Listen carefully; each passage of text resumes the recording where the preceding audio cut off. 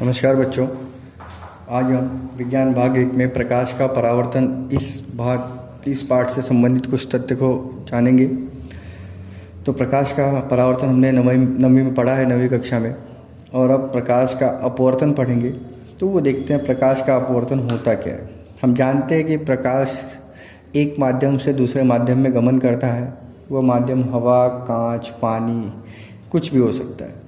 Okay, तो जब प्रकाश की किरणें एक माध्यम से दूसरे माध्यम में गमन करती हैं तब उन किरणों की दिशा परिवर्तित होती है। इसी ही तथ्य को हम प्रकाश का अपवर्तन कहते हैं। जैसे हम पानी में अगर हमारा 5 का कॉइन गिर जाएगा तो हमें वह 5 का कॉइन उभरा हुआ प्रतीत होता है उस पानी में, लेकिन वो जब हम उसको लेने जाते हैं तो वो हमको और उस गहराई पर मिलता है, जहाँ पे दिखता है वहाँ पर नहीं मिलता है। वो आभासी प्रतिबिंब होता है उसका। तो वही दिया है, देखिए यहाँ पर प्रकाश जब एक पारदर्शक माध्यम से दूसरे पारदर्शक माध्यम में जाता है तब उसके संचरण की दिशा परिवर्तित होती है। संचरण मतलब जिस दिशा में वो जाता रहता है, जब वो दूसरे माध्यम में घुसता है तो उसकी दिशा थोड़ी सी परिवर्तित हो जाती है, थोड़ी सी। ओके, जो उनके बीच का जो कोण होता है उसमें परिवर्तन आता है। इसे ही प्रकाश का अपवर्तन कहते हैं। तो ये आपको परिभाषा है, आप इसको याद करने की कोशिश करिए, इसको टिक मार्क कर लीजिए। अब देखते हैं आयताकार गुटके की सहायता से हम प्रकाश का अपवर्तन किस तरीके से होता है उसको समझने की कोशिश करते हैं। देखिए, जैसे ये दिया है आपको, ये कांच है, कांच का आयताकार गुट्टा है, यहाँ पर हवा है, ये जो माध्यम है ये कांच है, फिर हवा है। तो देखिए हवा से प्रकाश की किरणें AB जो हो रही है वो आ रही हैं। ओके, अब फिर अगर वो सीधे जाएंगे तो उनको ये देखिए नीली रेखा दिखाई गई है ना, उस वहाँ से जाना चाहिए। लेकिन क्या होगी, जैसे वो दूसरे माध्यम में पहुँचती है जैसे कांच में, तो उनका जो कोण होता है वो क्या होता है, कम होता हुआ प्रतीत होता है। देखिए ऐसे जा रही है तो ये ऐसे झुक गई है। ओके, अभिलंब की ओर झुकती है, ये अभिलंब है। ओके, फिर जब वो बाहर निकलती है तो वापस फिर उसका कोण बदलता है और वो दूसरी दिशा में परिवर्तित होती है। तो वही यहाँ पे दिखाया गया है। कांच के आयताकार गुटके से होने वाला प्रकाश का परावर्तन दिखाया गया है। तो देखिए उपयुक्त कृति में कांच के गुटके से प्रकाश का 2 बार परावर्तन होता है। पहला अपवर्तन प्रकाश की किरण का हवा के माध्यम से कांच के माध्यम प्रवेश करते हैं, मतलब यहाँ पर होता है। ओके, ये बिंदु N के पास। फिर दूसरा परावर्तन किरण का कांच माध्यम से हवा के माध्यम से प्रवेश करते होता है, वो कहाँ पे होता है, ये बिंदु M के पास। ओके, तो पहली बार आपतित कोण I तथा दूसरी बार आपतित कोण क्या होता है, I1 हो जाता है। तो I1 बराबर R, क्योंकि वो शीर्षाभिमुख कोण है, आपको पता है।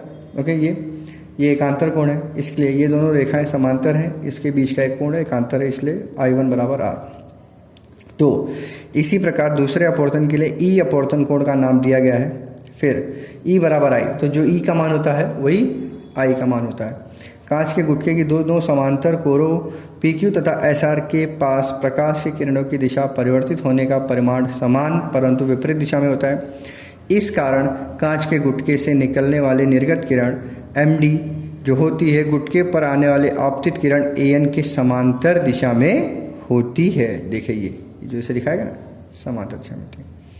और परंतु निर्गत किरण आपतित किरण के वास्तविक मार्ग से थोड़ी सी विस्थापित हुई दिखाई देती है। तो कभी कभी इसके ऊपर क्वेश्चन पूछता है, ये आकृति देगा, बोलेगा ये आकृति किसकी है, कांच के आयताकार गुटके की।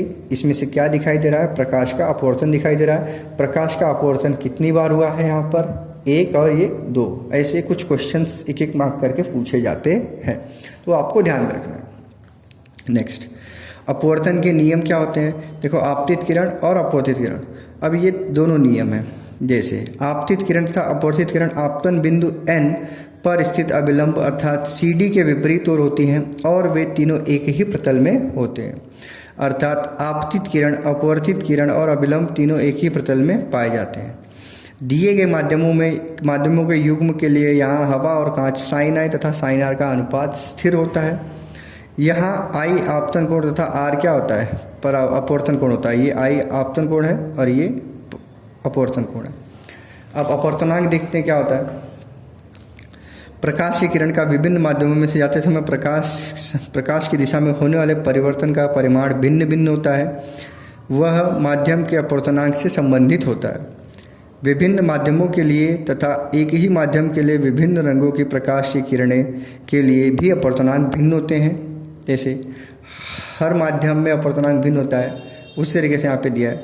कुछ माध्यम के निर्वात के सापेक्ष अपवर्तनांक आगे सारणी में दिए गए हैं। देखिए, माध्यम में प्रकाश का वेग पर अपवर्तनांक क्या होता है, निर्भर होता है। तो ये आप अंडरलाइन कर लीजिए, माध्यम में किसके ऊपर अपवर्तनांक निर्भर होता है, माध्यम में प्रकाश के वेग के ऊपर निर्भर होता है। तो देखते हैं आगे।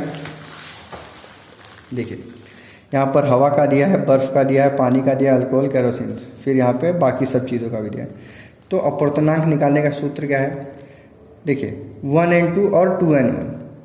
जैसे पहले माध्यम में प्रकाश का वेग v1/v2, दूसरे माध्यम प्रकाश का वेग, इसी प्रकार दूसरे माध्यम के सापेक्ष पहले माध्यम का अपवर्तनांक निकालते हैं, जैसे 1n2 कहते हैं। यदि पहला माध्यम निर्वात है तो दूसरा माध्यम का अपवर्तनांक निरपेक्ष अपवर्तनांक होता है, उसे केवल n कहा जाता है। ये दिया है। और यहाँ पर अलग अलग माध्यमों में प्रकाश का अपवर्तन दिया है, तो आपको पढ़ना है। जब प्रकाश की किरणें विरल माध्यम से सघन माध्यम में आती हैं तो अभिलंब, ये अभिलंब है, इसकी ओर झुकती हैं। जब सघन माध्यम से विरल माध्यम में जाती हैं तो अभिलंब से दूर जाती हैं। और जब परपेंडिकुलर आती हैं, 90 अंश कोण पे आती हैं, लंबवत आती हैं, तो वो लंबवत ही आगे निकलती हैं, उसमें किसी भी प्रकार की कोई दिशा का परिवर्तन नहीं होता है। तो इस तरीके से हमने आज इतनी जानकारी प्राप्त की। इसके आगे वाले लेक्चर में, पीरियड में हम लोग आगे का देखेंगे टॉपिक। तब तक आप इसको पढ़ के तैयार कीजिए। धन्यवाद।